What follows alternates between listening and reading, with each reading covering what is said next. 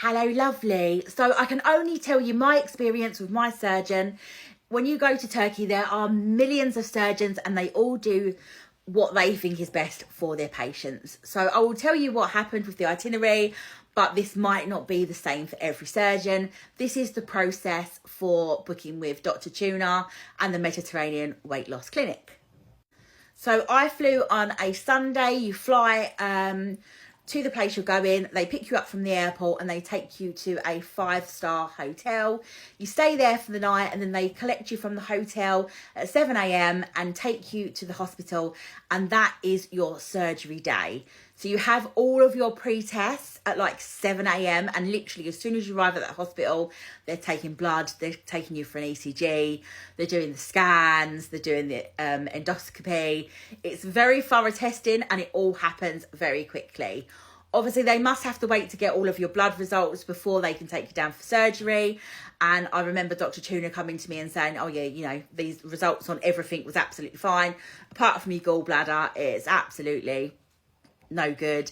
But we already knew that. We knew the gallbladder had to come out, so that was no surprise. So that's kind of on day 2 of being there in Turkey. You have your surgery. So then you stay in the hospital a couple of days to recover. If you had it done in the UK and you didn't have to travel, you would literally be sent home the next day if you was healthy and well, which I was. But we stayed in the hospital until the Wednesday. We were then discharged after more testing and more testing and more testing. And we went back to the hotel. We spent one night in the hotel and then we flew home on the Thursday. So you're only there for sort of like 5 days.